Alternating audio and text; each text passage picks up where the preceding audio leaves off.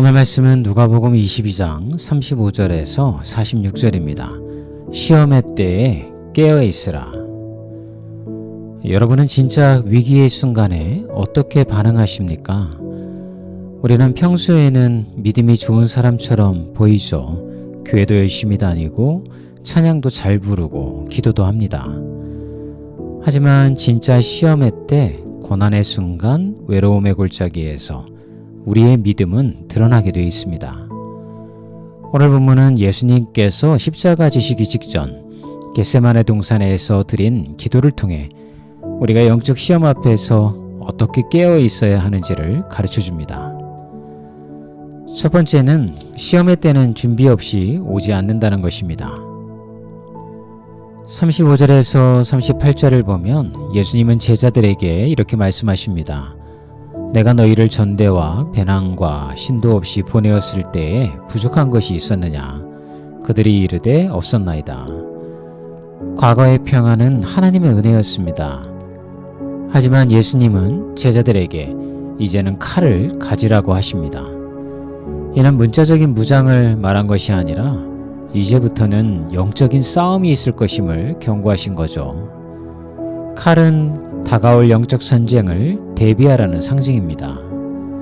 제자들은 여전히 이 말씀을 오해하여 실제 칼 2자루를 가져왔고 예수님은 충분하다고 말씀하시며 더 이상 설명하지 않으십니다. 이 장면은 우리에게 중요한 교훈을 주죠. 시험의 때는 늘 갑자기 오지만 하나님의 사람은 그것을 미리 준비해야 한다는 것입니다.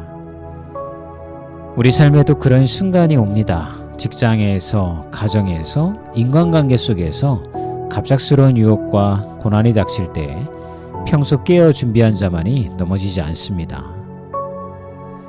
나는 평안할 때 깨어 기도하며 준비하는 삶을 살고 있는가? 아니면 현실의 고난 앞에 매번 당황하고 있는가? 라는 질문을 통해서 말씀을 적용해 보면 좋을 것 같습니다. 두 번째 묵상은 깨어 기도함으로 시험을 이기라는 것입니다. 39절에서 46절을 보면 예수님은 감난산으로 가셨고 제자들도 그를 따릅니다. 그리고 이렇게 말씀하십니다. 시험에 들지 않게 기도하라. 이 말씀은 명령어입니다. 원어로는 기도하라는 그런 말인데 지속적이고 반복적인 기도를 뜻합니다. 즉, 한 번만 하는 기도가 아니라 생활 속에서 끊임없이 기도하는 것을 말씀하신 것입니다. 예수님 자신도 무릎을 꿇고 간절히 기도하시며 땀이 핏방울같이 되셨다라고 기록하고 있습니다.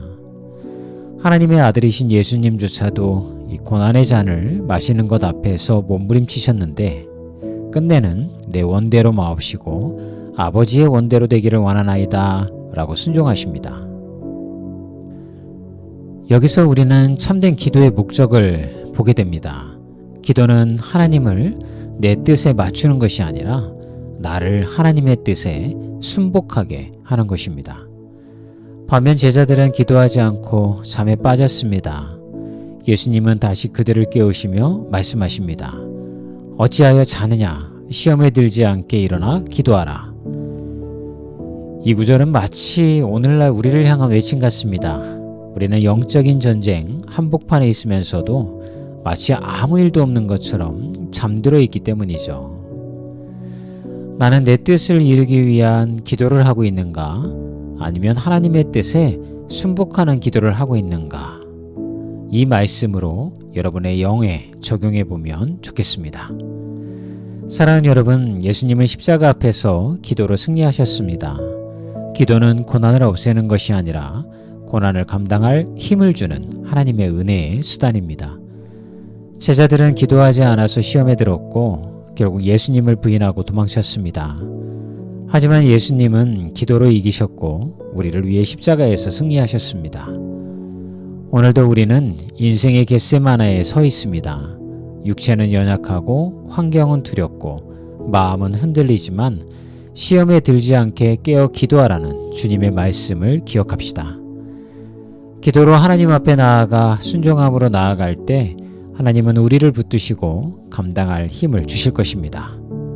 오늘 여러분의 겟세마네에서 기도로에 무릎을 꿇으십시오. 그 자리에 승리가 있습니다.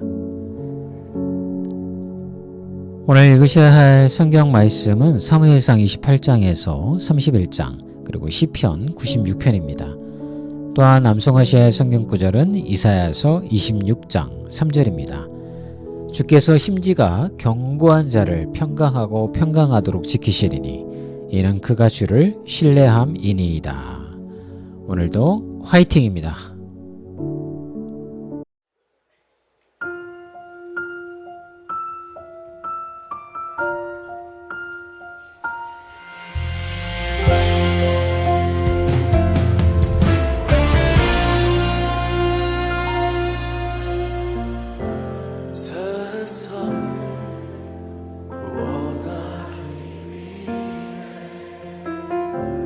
흘려야 할 비가 필요하다.